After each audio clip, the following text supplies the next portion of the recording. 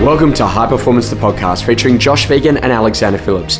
Alexander, today we're going to talk a little bit about how you actually build that personal brand and what you can do if you don't have a lot of money.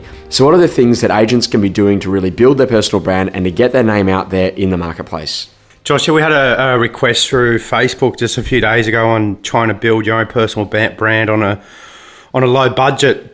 And I think something you just mentioned is wearing a name tag. It's not a bad idea, just getting your name out there. But I think more so, if you're starting out, obviously it's about trying to get some presence and some momentum in the marketplace.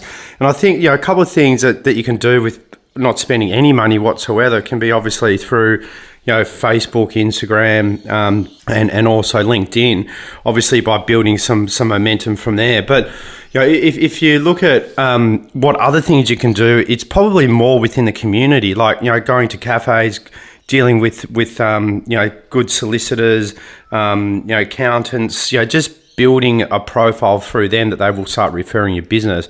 That's something that we've done well with two solicitors that consistently refer us business throughout the year.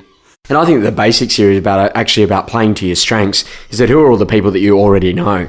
And most importantly is that if you went down to your Facebook, your LinkedIn, your Instagram, your Snapchat, your WeChat, your WhatsApp, and all of those, and you have a look at all the people that are connections and friends and all that stuff, is that how many of those people do you already know that live in and around your local area? And the very best thing that you can do is actually start to build that database from day one, and then think about how you're actually going to go and work those people that are in that database. And so many people are afraid to go and communicate with their existing people that they already know about things that are at a real estate level because they're worried about what their friends will think, and they don't want to put their friends on their database because they don't want to spam their friends. And so here's the question: so therefore, is it okay to actually spam the customer? And what I'm here to say is that ultimately, if you wouldn't send it to your friends, then why are you sending it to the customer? Because it needs to be highly relevant and highly targeted. And some of the best things that an agent can do is a really simple email that goes out every week with the new listings that are happening in their office. It is about being in a position that they talk about some of the sales results that have actually been achieved throughout the course of the business, and actually just starting to think really clearly that success actually looks like them being in a position that they're just on the phones talking to more customers more often. What are your thoughts on that?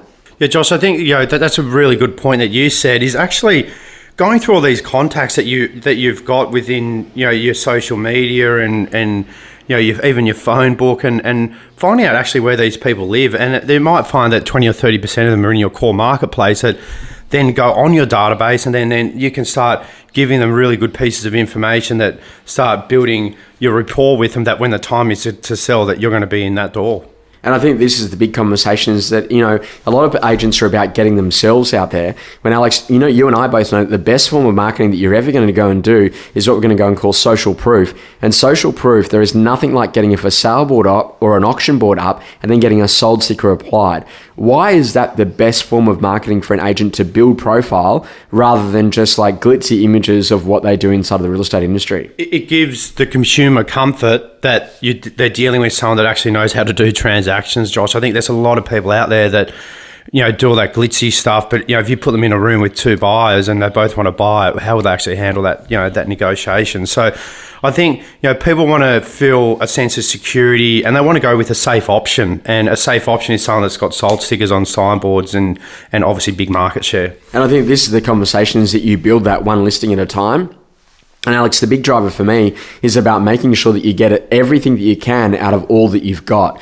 And what I mean by that is that if you've got one open for inspection and you get to meet a whole heap of buyers, how many of those buyers already own properties in the local area? And what can you do to actually get the actual residential address of where those people live, so then you can be relevant? And I actually really like this question about not spending a lot of money, because what I'm trying to say is that broad marketing often doesn't produce much of a result, where yet very specific and very relevant, very targeted marketing produces a much better result. And I think this conversation about building that social proof is about understanding why customers are naturally attracted to you. One of the other things to do, Alex, is to make sure that then that when they do go on and they're going to do anything around social, making sure that every single person in their local community who already know lots of people are already connected with them on their LinkedIn, on their Facebook, and start to be actively a part of it. And what a lot of people are not doing is they're not thinking about, how do I be actively a part of the community that I'm already in? For you, that's also too about simple things like you've been supporting the Bronte Nippers. How much has that been an important part of building that community connection with the whole group of vendors that you've had? Josh, good timing on that. I signed up a house yesterday, and I said, is there a reason why he went with us. In Bronte goes purely you sponsor the surf club, and they actually didn't get any other agents in. So it obviously works. You do get a lot out of it, but you've also got to put time into it, as actually investing your money and also being present at certain functions and obviously being sort of within that community. I don't live there or have kids that go to school there, but our signboards are there, our marketing's there. We go to the local cafes. We're just present in every way, anywhere anyone turns. So I think the consistency is also important in obviously building your own profile. And this is it, that ultimately that the customer is the marketer. So you don't have to market because the customer is the marketer. So what is the experience curve about how quickly you get back to email inquiries, your response rate and how you deal with people that open for inspections, and making sure that you actually add every single person that you already know to that database around email address, mobile number, street address of where they are, and actually start to really build relevance into that relationship. And I was talking to an agent last week about the number of buyers that they met at open for inspections, and he said, well, look, Josh, not many of them have anything to sell. They're all investors. I said, well, did you ask the next question? Do you own a couple locally? No. Well, what happens if they do own a couple locally?